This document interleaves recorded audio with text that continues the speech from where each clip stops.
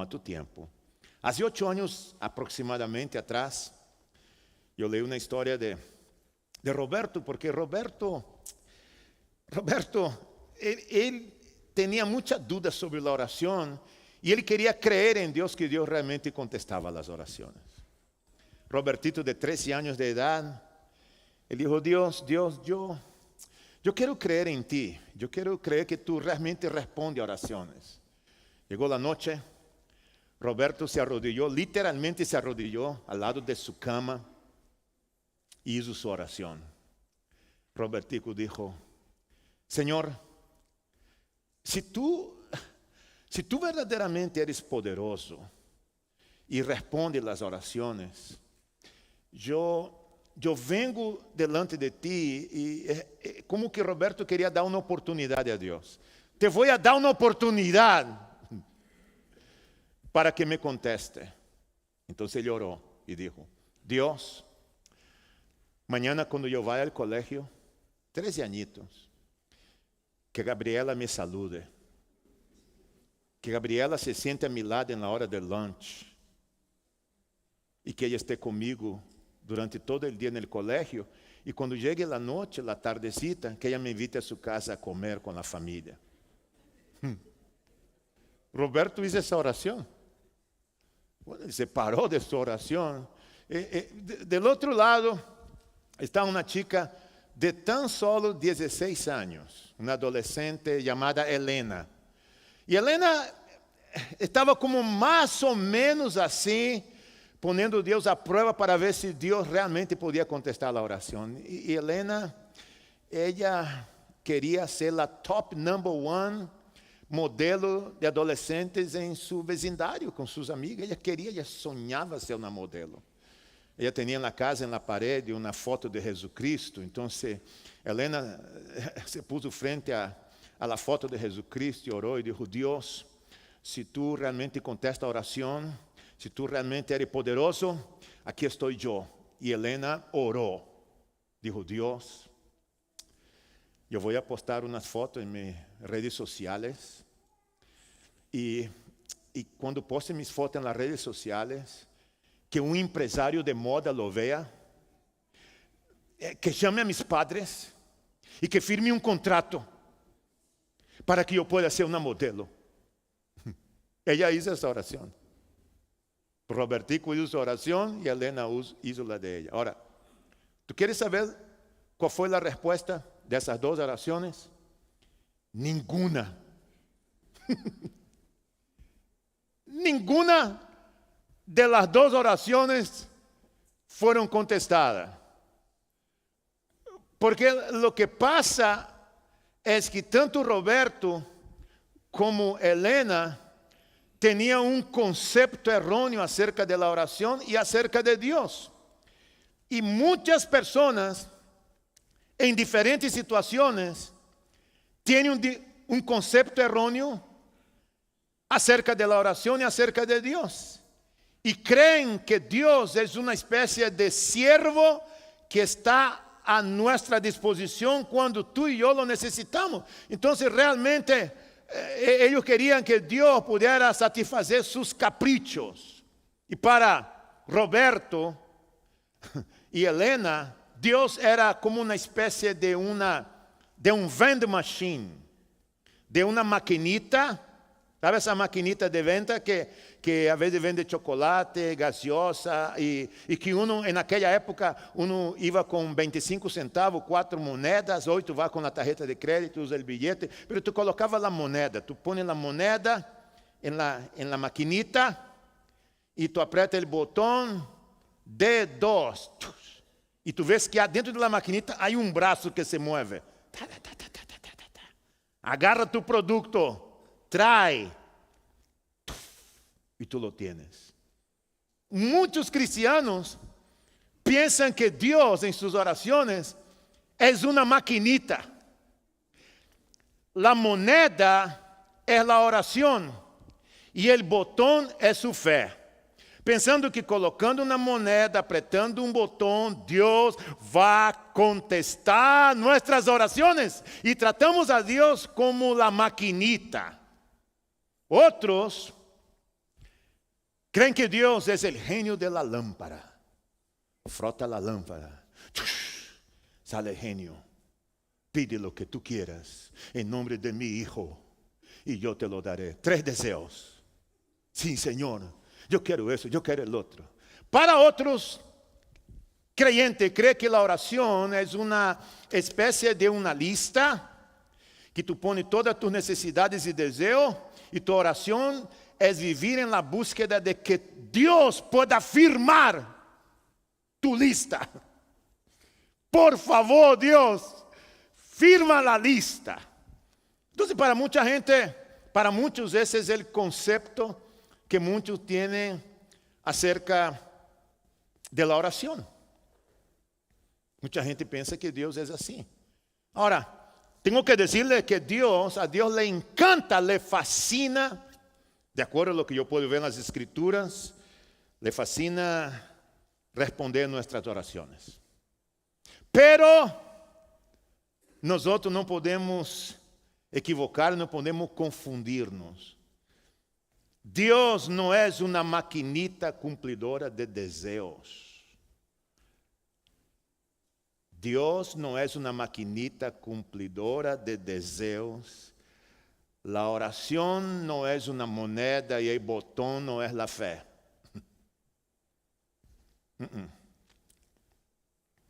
Y Dios no existe para satisfacer los caprichos de los cristianos.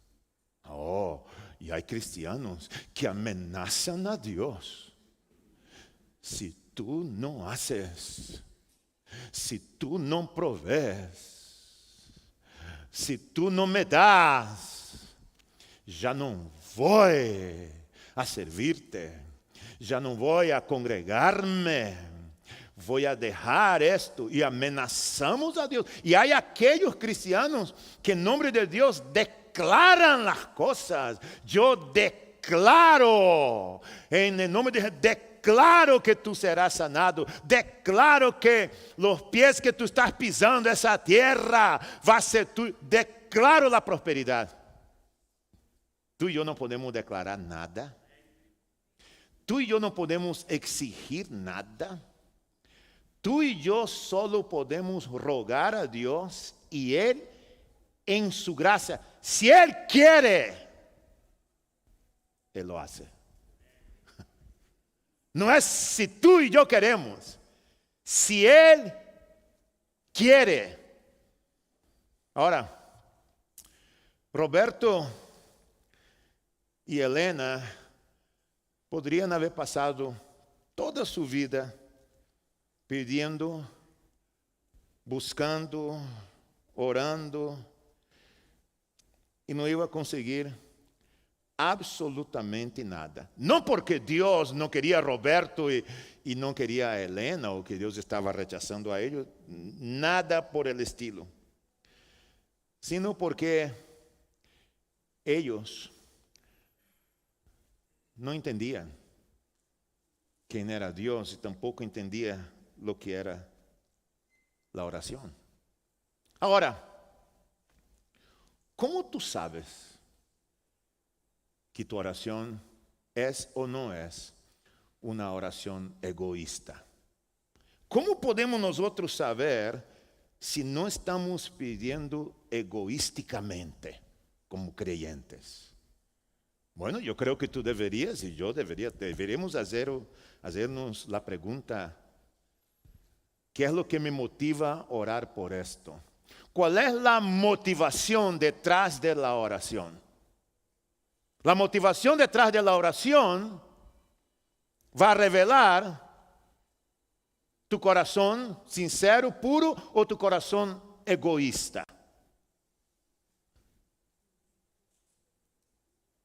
Bueno, en nuestra serie, La cultura ganadora, en 1 de Timoteo, nosotros estamos en el capítulo 12, tu primera vez con nosotros, hemos estado 3 semanas, estamos en el capítulo 2 de Timoteo, y vamos a hablar estamos hablando acerca de hábitos, y vamos a hablar acerca del hábito de la oración, y vamos a hablar acerca de lo que fue que dijo Pablo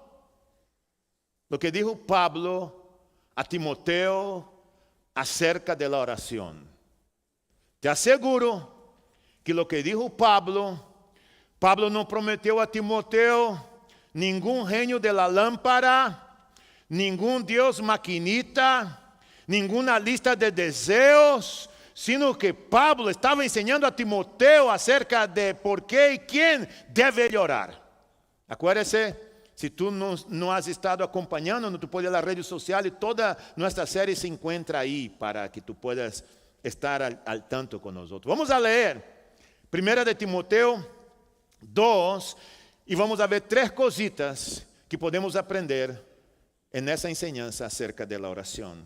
En el capítulo 2 de Timoteo, en el versículo de número 1, dice: así que recomiendo ante todo que se hagan plegarias, es un tipo de oración, oraciones, súplicas y acciones de gracias por todos. ¿Me escuchaste? Ahora, la palabra todos, cuando tú la traduces del original griego, el famoso griego koiné del Nuevo Testamento para el español nuestro, cuando tú traduces todos, tú tienes, la traducción de todos es muy difícil. Te dice todos. Todos é todos. Pablo está dizendo: Timoteo, tienes que orar, acciones de gracias, súplicas, por todos. Especialmente, dice él, por los gobernantes y por todas las autoridades, para que tengamos paz, eso la necesitamos muchísimo, y tranquilidad, y llevemos una vida piadosa y digna. Esto es bueno y agradable a Dios, nuestro Salvador, pues Él quiere que todos, otra vez, todos sean salvos y que lleguen a conocer la verdad. ¿Cuántos Dios quieren que sean salvos? ¿Cuántos? ¿Por quiénes debemos nosotros orar? Por todos. Dice él: porque hay un solo Dios y un solo mediador entre Dios y los hombres, Jesucristo hombre, quien dio su vida como rescate por todos. Quiere que oremos por todos. Jesucristo dio su vida por todos. Dios quiere que todos se salven. Es lo que está diciendo Pablo a Timoteo. Ese testimonio Dios lo ha dado a su debido tiempo. Y para proclamarlo, me nombró heraldo y apóstol. Digo la verdad, dice él, y no miento. Dios me hizo maestro de los gentiles para enseñarles la verdad. Hay 3 verdades, hay muchas verdades en el texto, pero hay 3 verdades increíbles acerca de la oración. La primera es que la oración cambia circunstancias. La oración cambia todo. Cambia absolutamente todo. Y nosotros debemos de orar por todos, dice el texto. Ahora, piénsalo conmigo usando nuestro cerebro limitado que tenemos. Pablo está diciendo que debemos de orar por todo, pero sobre todo por los gobernantes y por las autoridades. Sin embargo, el contexto de Pablo, el contexto histórico de Pablo, él está viviendo sus últimos días como anciano, y el emperador de aquel entonces se llamaba Nerón.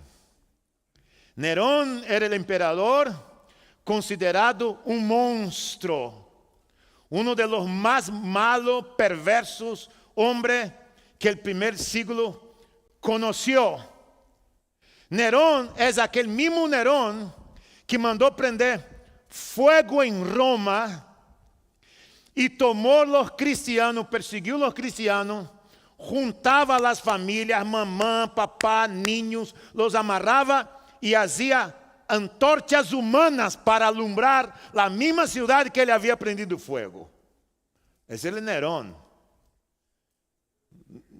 No has conocido a ningún Nerón en la historia de tu vida, yo te aseguro. El más malo, el más perverso, el peor. Pablo está diciendo, Timoteo, hay que orar por las autoridades y por los gobernantes. O sea, si yo soy Timoteo, dice, Pablito, espérame un momento. ¿Tú me estás diciendo que yo tengo que orar por Nerón?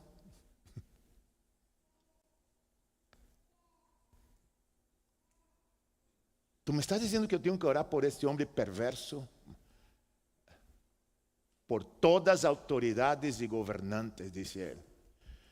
Ahí nosotros, los hispanos que estamos aquí, la mayoría venimos de Latinoamérica, echamos un vistazo a nuestros países, a la corrupción, la política sucia que hay, incluyendo los Estados Unidos, el mundo todo, la situación que estamos terrible, con todo lo que está pasando en Brasil, Nicaragua, Cuba, y podemos nombrar cientos de países, podemos hablar de los detalles acerca de eso, y nosotros los cristianos nos indignamos por esto, y nosotros a veces levantamos nuestra voz en contra de esto.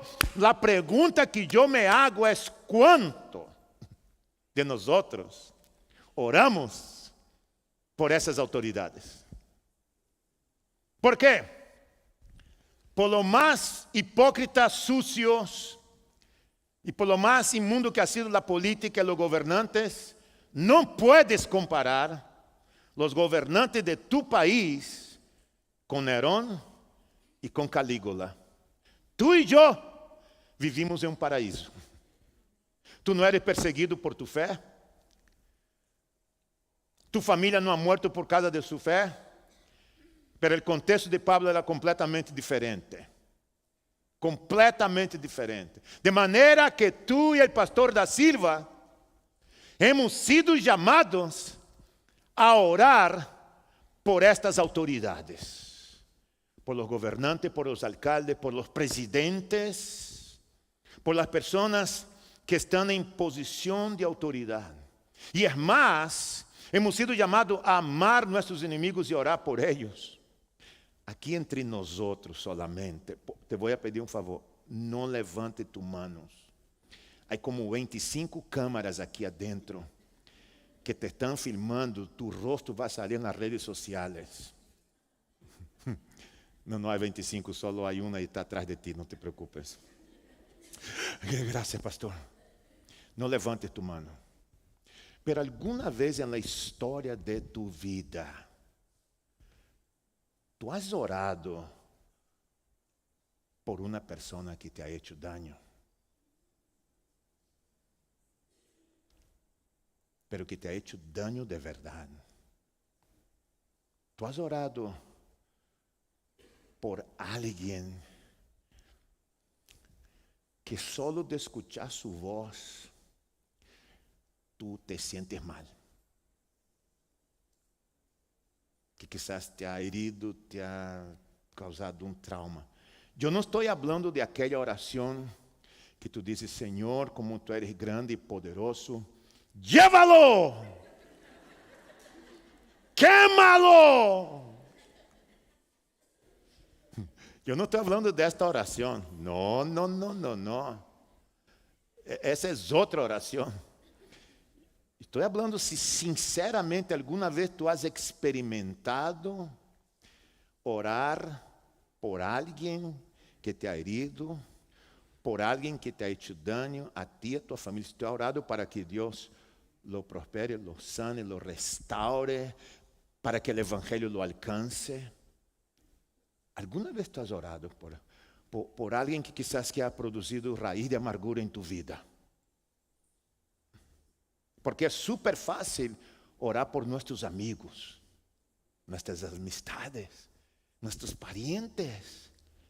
Pero Pablo está dizendo, Timoteo, ora por Nerón, el que ha perseguido a los cristianos y ha hecho de ellos antorchas humanas. Años más tarde, bajo Nerón, Pablo perdió su cabeza. Fue decapitado por el hombre que él decía a Timoteo que orara por él. Bueno, tenemos que ser muy sinceros.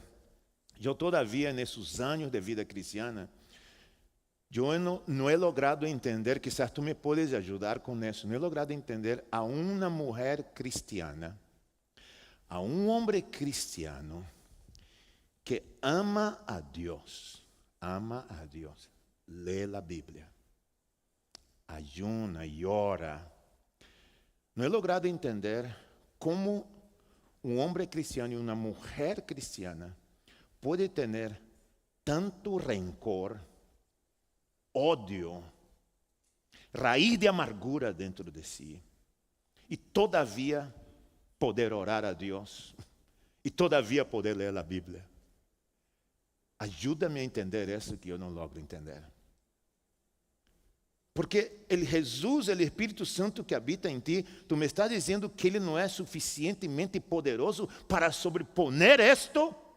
Yo no estoy hablando de reconciliación, yo estoy hablando de oración. Yo no estoy hablando que tú tienes que te reconciliar con esa persona que te ha hecho daño o que tú no quieres. No estoy hablando que tienes que salir de aquí, mandar un mensaje. Hey, I love you, porque el pastor da Silva dijo, I love you so much. I'm changed. Me he cambiado. No, yo no estoy hablando esto. Yo estoy hablando de oración. Si tú no has podido orar por alguien que tú tiene bronca, o allá como decimos en México, por alguien que te cae gordo y no tiene nada que ver con tu peso. En México caer gordo me cae mal. Experimenta. Déjame decirte algo, experimenta. Tú vas a ver el Espíritu Santo empezar a obrar. Y déjame decirte algo, Dios te puede hacer una mujer libre y un hombre libre en tu tiempo de oración por tus enemigos, por la gente que te persigue, por la gente que te ha hecho un daño.